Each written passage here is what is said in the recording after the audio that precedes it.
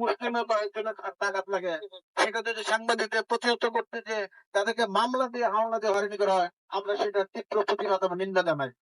আমি বলতে চাই, গাজীপুরে কর্মরত সকল উপজেলা, শুধু কালিয়াকৈর না, সকল উপজেলায় যে সমস্ত সাংবাদিক বন্ধুদেরকে মামলা দিয়েছে, আমরা সেই সমস্ত মামলা প্রত্যাহারের জোর দাবি জানাচ্ছি এবং আগামীতে যেন কোনো সাংবাদিকের বিরুদ্ধে মামলা না দেওয়া হয় বা কোনো সাংবাদিককে হয়রানি বা কোনো ধরনের নির্যাতন করা না হয়, সেই জন্য আমি সবার কাছে অনুরোধ করবো এবং হুঁশিয়ার উচ্চারণ করতে চাই, সাংবাদিক ঐক্যবদ্ধ হলে আমরা যেন যে কোনো বৃহত্তর কর্মসূচি দিতে পারি।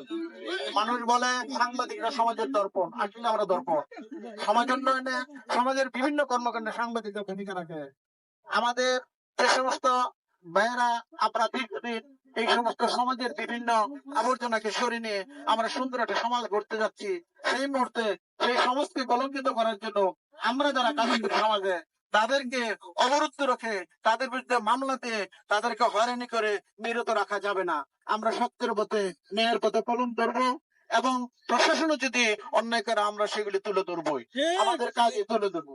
সেই লক্ষ্যে আমি শুধু বলতে চাই, আজকে যে সকল সাংবাদিক বন্ধুরা পরিশ্রম করে বিভিন্ন দূর দূরান্তে এসেছেন, আমি যুগান্তর পরিবারের পক্ষ থেকে, কালিয়াকৈর কৃষ্ণের পক্ষ থেকে সকলকে সাধুবাদ জানাই, ধন্যবাদ জানাই।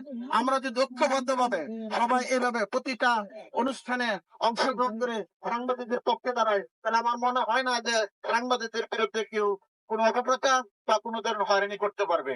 আমি শুধু বলতে চাই যে আমরা যারা, যেমন আমাদের তুষার সাহেবকে আমাদের সমাজের সাংবাদিক এবং আমাদের প্রেস ক্লাবের সহসভাপতি, সে থাকেই কালি করে তাকে কোনাবাড়ির একটা মামলায় হয়রানি করেছে।